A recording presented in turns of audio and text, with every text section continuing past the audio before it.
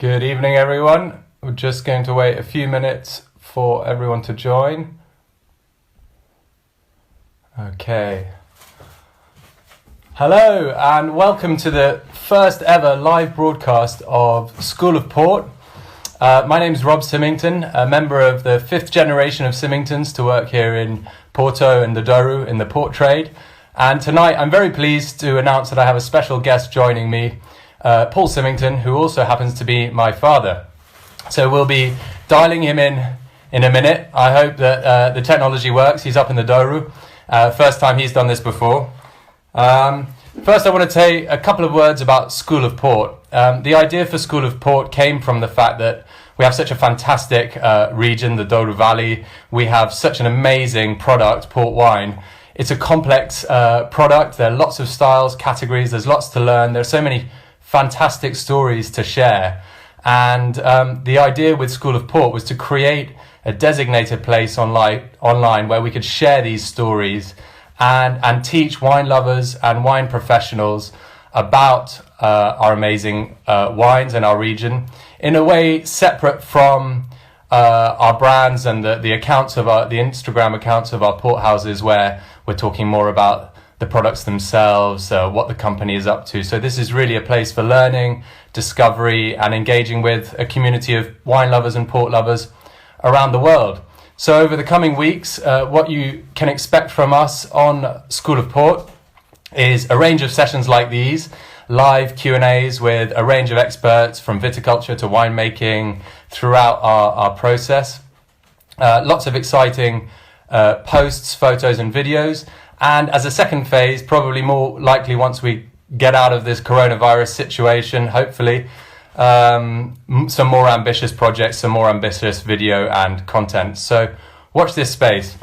Okay, moving on to talk about tonight's special guest, who is my father, who I haven't actually seen since February.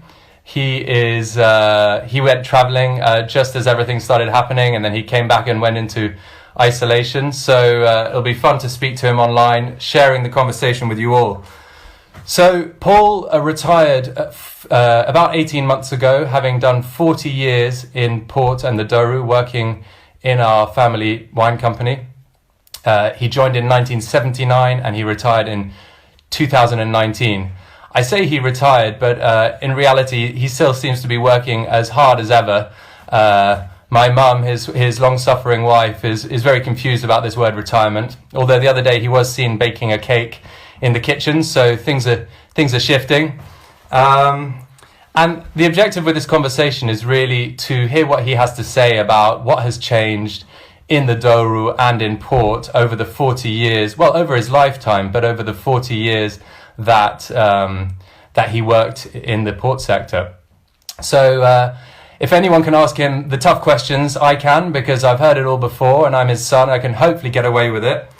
I've got a few things I want to talk to him about. If you would like to ask your own questions, please put them in the comments and I will do my best to answer and ask them on your behalf.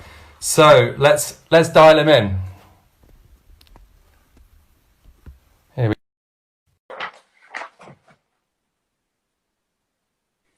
Connecting. Hello. Hi, Rob. Hi, Dad. How are you doing? What is that haircut you've got? So I know you're trying to embarrass me. I'm going to try and embarrass you too by reading out some of the awards and honours you've received over your long and distinguished career. But first, could you just tell us whereabouts are you?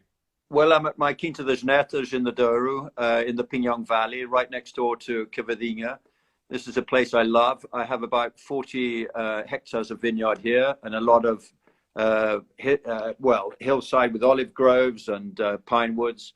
And we're locked down, but it's a nice place to be. I'm a lot luckier than many because I can get out and walk. So you're in your happy place? Yeah.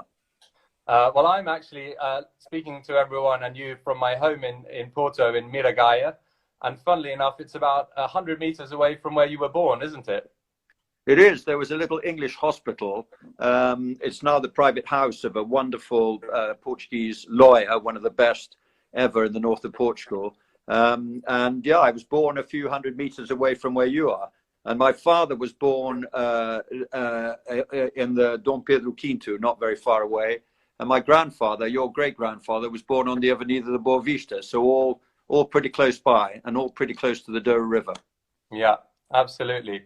So I do want to embarrass you. You've received a ridiculous amount of awards in recent years, of which we're all very proud about. And obviously is a reflection of not just your work, but many people's work. You received the Portuguese Order of Merit, Grande Oficial da Ordem de Mérito of the President of Portugal. You are now a doctor of the Villarreal University, UTAD, Trás-os-Montes, which was also a fantastic event last year. You won Decanter Man of the Year, and you also got the Masters of Wine Lifetime Achievement Award. I always, whenever I meet any of these people, I try and tell them that they've got it wrong, but you've done a lot to be proud of. Well, I think I was just lucky to be in the right place at the right time. I mean, as you just said, I mean, we are a family business. I had the privilege of working with Johnny and Rupert and Charles and Peter, my father, Michael, and we are a pretty dedicated family. We love what we do, and they gave me the awards, but it was really a team effort. And it was good because it helped put the Douro on the map. It helped the image of port. It was good all round. Yeah, it was nice to get them, but it was the result of a team effort. Fantastic. Well, let's go back to the beginning. 1953, you were born. Only 8 short years after the end of the Second World War. Do you feel old? Not really old. I don't really feel old, but what were your earliest memories of growing up in Porto and becoming aware of the Douro and this amazing family wine company that you were a part of? Well, I mean, the port trade wasn't doing too well in the 1950s. I mean, it hadn't done particularly well since the Great Depression of the early 30s, and then, of course, the Second World War. And I was born only a few years after the war, in 1953, as you say. And basically, Britain was bankrupt, France was bankrupt, and we've always lived by exports. Port has always been a wine from this wonderful valley where we live and where we were born. It's always been exported. Port has never had a big domestic market. It does today, but it didn't then. So if the export markets were down, port was down, and it was tough for people up here, and the port companies were not doing well. But it was a very happy childhood. You know, we would come up to Bonfim. Bonfim was the quinta we'd go to a lot. And my earliest memories are running around the vineyards at Bonfim, and you know, I loved it. It was great. There wasn't much money around, but for anybody. But it was a very happy childhood because, you know, Dad was working hard with Ian and James in the winemaking. My grandfather was still alive.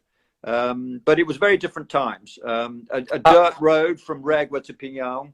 I remember Dad saying, wind the windows up because we're off the tarmac and now we're on the dirt road and you're going to get dust. Amazing. How long did the journey take from Porto to Pinyon? 3 and a bit hours, and we were always car sick in the back.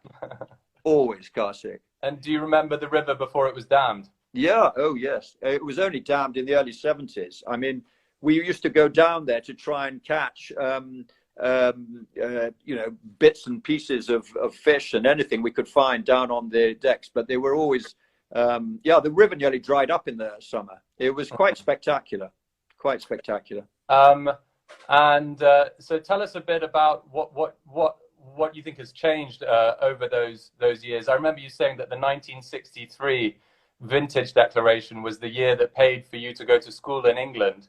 How did the port trade sort of progress as you were a teenager and into the 70s? Well, I mean, I think that it was very lucky that my father, Ian and James, really decided to stick to their guns when a lot of family businesses in the 50s sort of just thought things were gone and there was no future. And they were very lucky because we produced a fabulous wine. The whole region produced an absolutely fabulous wine in 63. And to my father and my uncle's amazement, suddenly the traditional wine merchants in the UK and elsewhere in Holland, Denmark, they started buying port again. And the 63 was a sensationally good wine, but it was always it was also incredibly important for the Douro and for the whole local economy and all the port companies. It was the first vintage port that sold well since the early 30s, because there'd been such a grim 20 to 30-year period. And do you wish you had stayed in Porto at school, or are you happy to have gone to boarding school in England? Well, I know this is a tricky question for you, because I only went when I was 13 to school in England, and I'd only been to England once before in my life, about a year before. So I did find it quite strange, and I was quite homesick. But you know, I made good friends there. I learned some things, and then was lucky enough to come back in '79. So talk to us about coming back to work in Port with your father and uncles in '79, a few short years after the revolution. What was it like? What was the port trade like in that time, and what was the Douro like? And what are some of the big advances that have happened since in the 80s, 90s, and into the 21st century? Well, the changes were immense. I mean, I remember Bonfim watching during the harvest. They would, after an early breakfast, my father and uncles would meet in the hall, and each would take a book, which was the book for a particular valley. One would do the Pinyon Valley, one would do the Rio Torto Valley, one would go up to the Douro Superior, and they would have to visit all the quintas, and we were making wine on the quintas. Very few grapes came into the central wineries in those days. But then there was mass immigration. There was the time of real poverty in the Douro. And when things started to pick up in the 60s, the port companies that could afford it built central wineries and started to bring the grapes in. But it was a very different winemaking practice in those days. The wines were made out on farmers' quintas that we would have to visit every day. I'd go sometimes with my father as a little boy, and it was fascinating. You saw winemaking in a way that hadn't changed much in a couple of hundred years. And then, of course, in the late 60s and 70s, modern making techniques came in. More and more farmers abandoned their winemaking because they simply didn't have enough people to tread the grapes, and they didn't have cooling or heating. There was limited electricity. So we saw huge changes, and gradually the Douro moved into really quite advanced winemaking, which is what we have today, alongside the lovely traditional treading, which, as you know, we still do. Yeah, absolutely. And so what do you think have been some of the most exciting advances in the port category in the last 10 or 20 years? It's been a bit of a roller coaster ride, because when I came back in '79 to work with Dad and my uncles, port sales were climbing steadily and all around the world. And it was a really exciting time. The USA had discovered vintage port. The demand for our vintage ports was so strong that we used to give allocations for only every 3 months, and then we'd make another allocation because we just saw our cellars being emptied. It was a tremendously exciting time, but last 10 or 15 years we've seen a big change, which has been really encouraging, which is a very big concentration on the premium qualities of port. When Dad was in the firm, sales were basically ruby port and vintage port. There was very little in between. And what's been so exciting over the last 20 or 30 years has been this really fantastic growth of premium ports, which I do honestly think port has outperformed just about every fortified wine in being able to create these wonderful LBVs, the 10 and 20-year Tawneys, a lot of exciting innovations. Yeah. Talk to us about the aged Tawneys, because, you know, as far as I remember, they've always been a part of port, and my friends all love them, drinking them chilled. There's been a boom in aged Tawneys, wood aged Tawneys. What do you think has driven that? Well, the old Tawneys were really drunk mostly in Portugal. There wasn't much of a market for these beautiful old wines, and English wine merchants would come out and look rather puzzled at this pale, delicate, almond, lovely concentrated wines, but very delicate. And we would drink them in the Douro because in the summer it's too hot really for vintage port when it's 40 degrees outside. So we drink the chilled Tawneys, and actually some of the Portuguese port companies were doing a much better job than us in producing these lovely Tawneys. But nowadays, I think they adapt to people. Most people live in centrally heated houses. A lovely glass of chilled Tawny, you don't have to decant it. They're really fabulous wines. And as you know, we've invested heavily in creating stocks Yeah. to keep up with the demand. And you can keep them open for a couple of months in the fridge. Exactly. Yeah. Yeah. Doesn't last a couple of months in my fridge.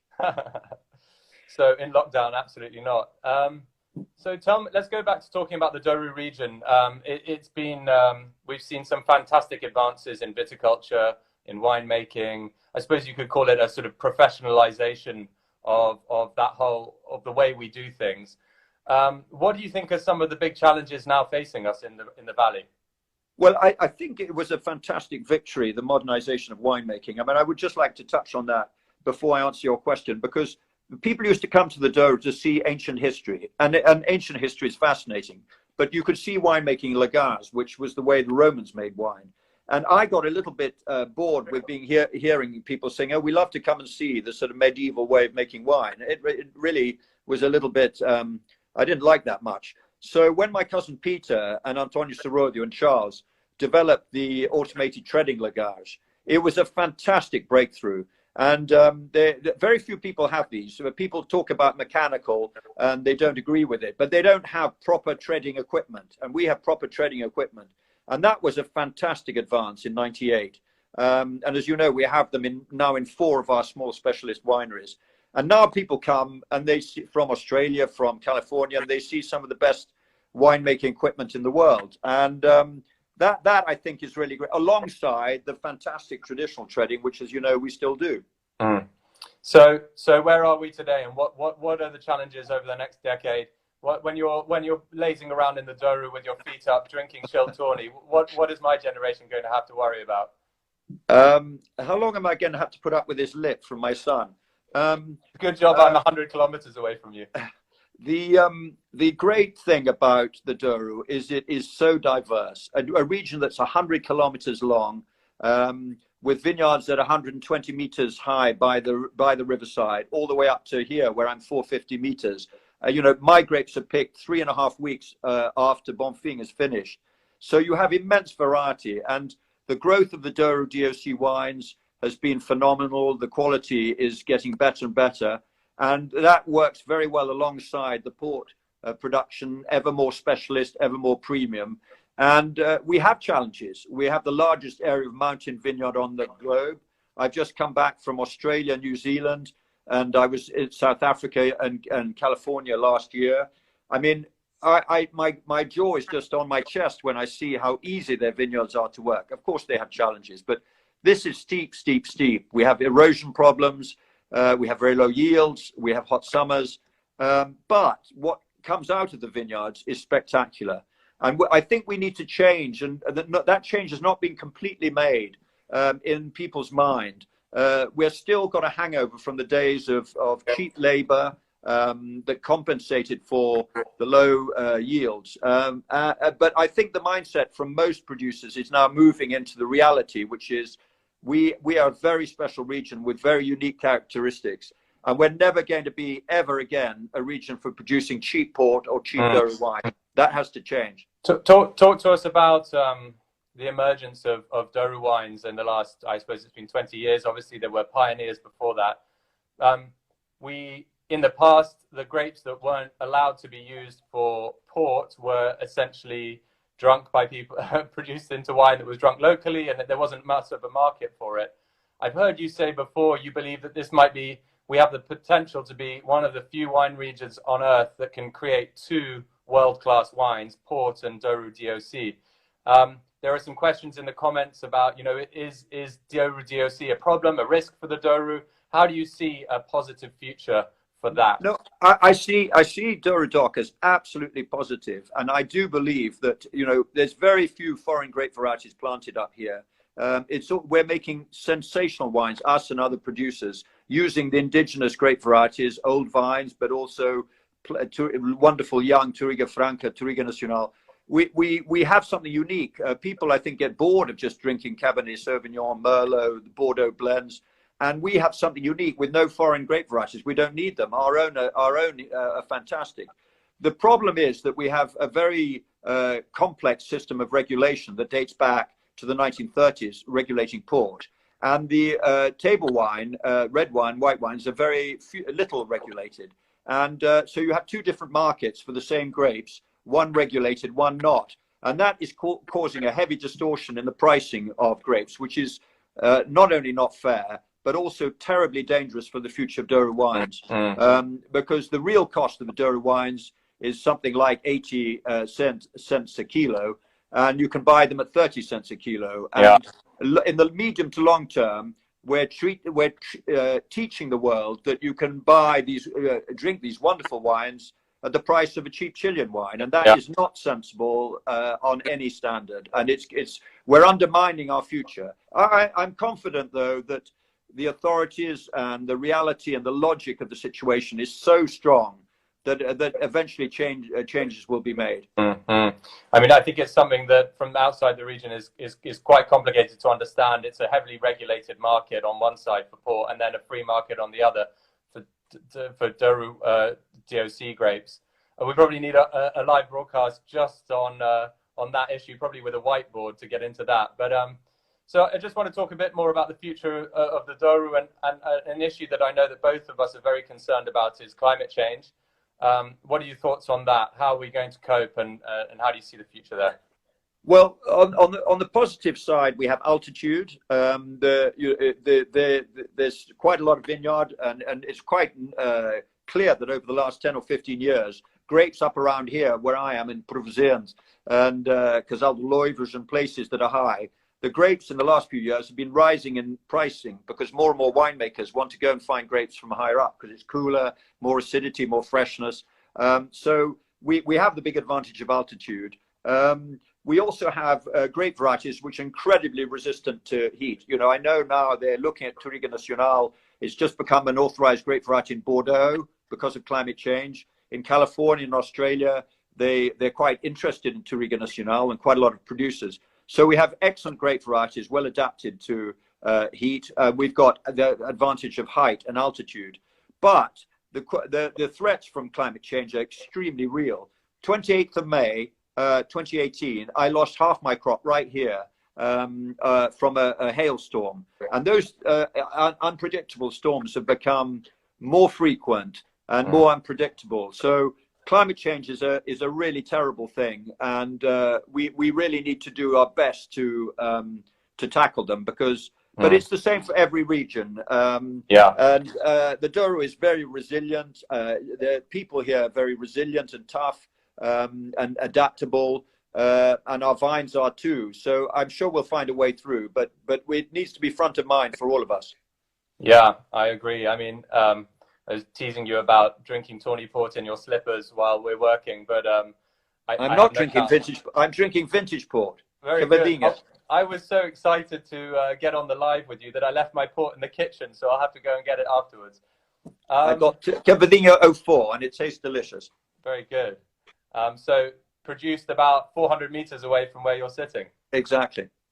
I have no doubt that the work of our generation, the people currently, 30s, 40s, 50s and younger, is to adapt to the climate change and to do our utmost to reduce the contribution to the problem, because the future is not going to look pretty for anyone, let alone the Douro, if we don't do that. I would be heartbroken if my grandchildren can't enjoy the same pleasures. It doesn't cost money just to run around these vineyards and see some of the most beautiful valleys in the world. I mean, anybody on this, accompanying this with us, would probably agree with me that the Douro is uniquely beautiful. I mean, they are wonderful.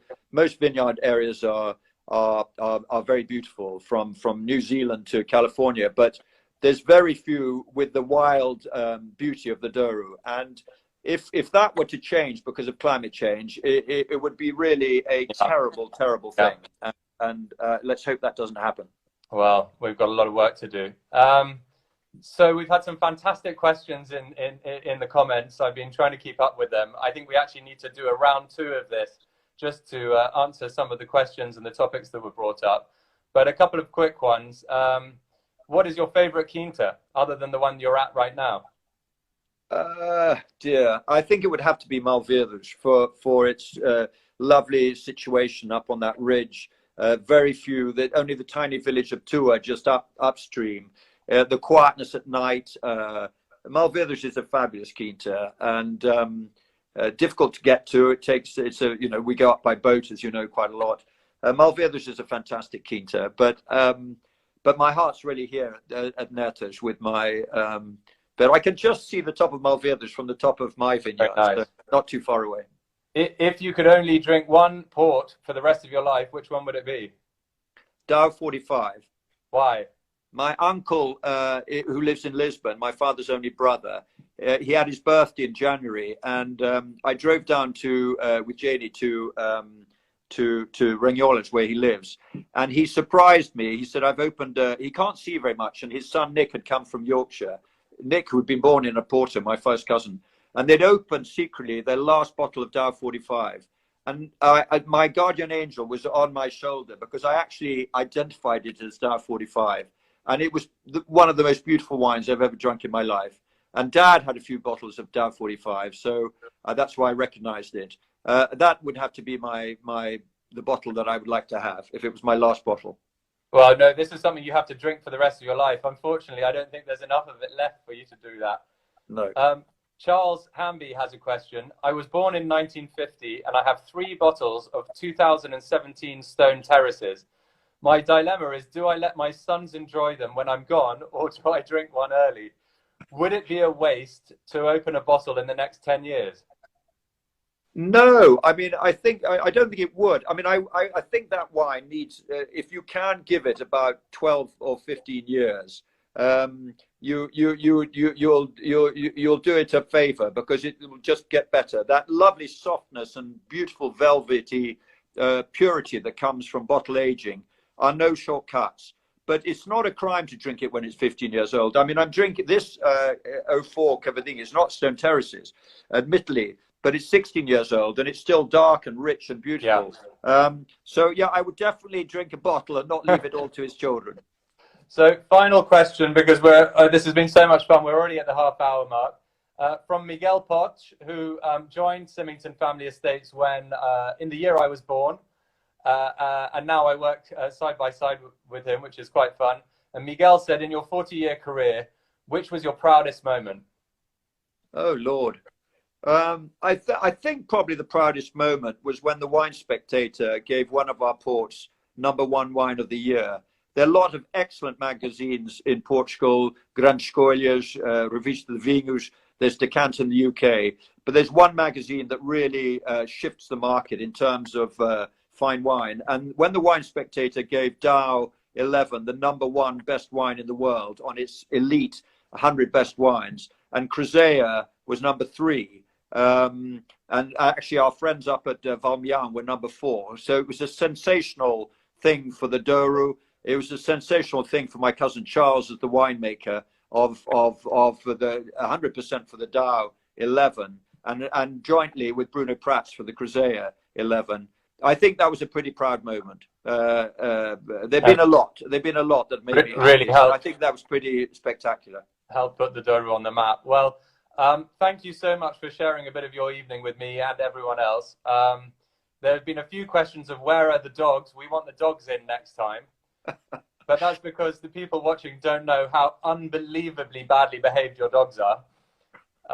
Actually, I don't really want to come and stay with you ever again until you train them properly. It's totally unfair and uncalled for. I'll set them on you when you do arrive eventually.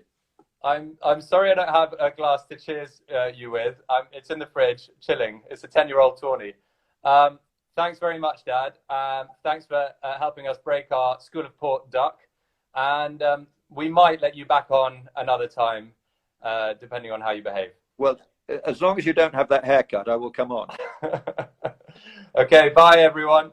So a couple of final notes on School of Port. I'm just going to kick Paul off. Thanks, Paul. We plan to do this at least once a week.